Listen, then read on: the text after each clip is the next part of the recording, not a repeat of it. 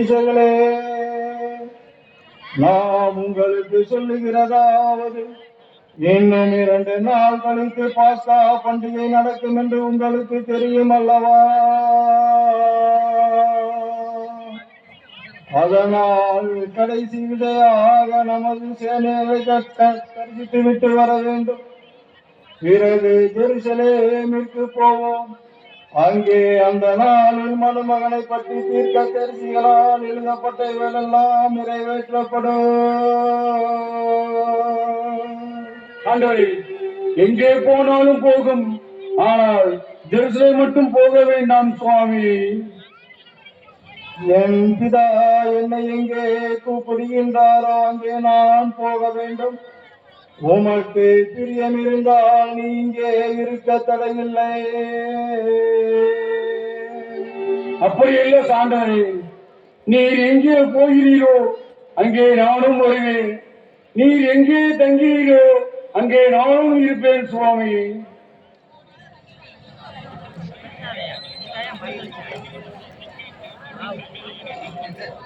உண்மையிலே நீங்கள் இங்கேயே இருங்க.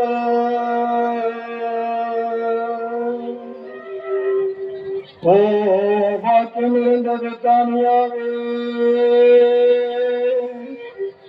உம்மை திரும்பவும் நான் பார்க்க போகிறதில்லையே.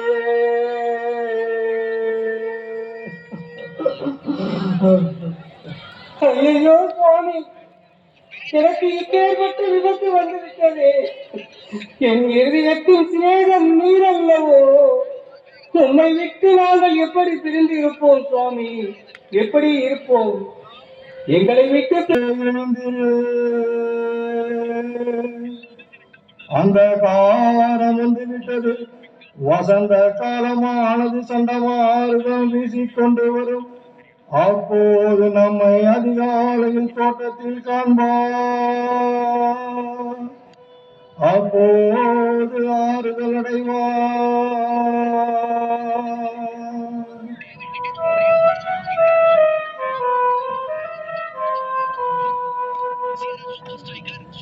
சுவாமி எங்கே போரே போரே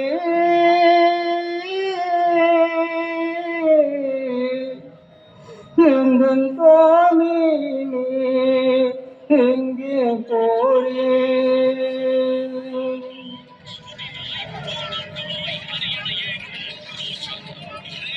பூமியில் காணலியே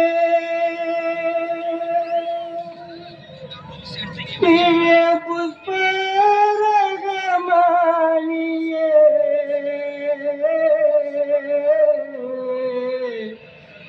எங்கள் சுவாமி எங்கே போரே.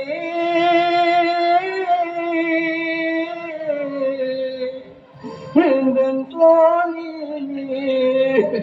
எங்கே போரே.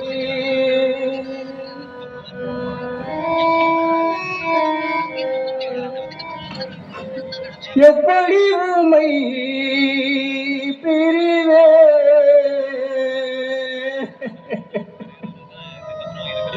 தேவா எப்படி உம்மை பிரிவே. சுவாமி எப்படி உம்மை பிரிவே.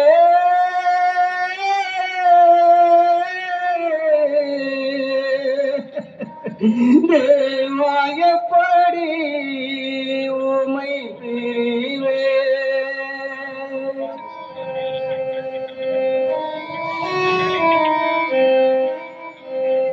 எவ்வாறு உம்மை மறந்து நான் இருப்பேன் உயிருடனே.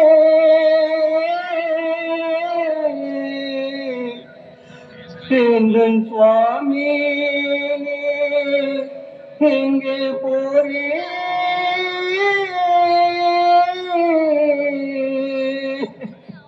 எங்கள் சுவாமி எங்கே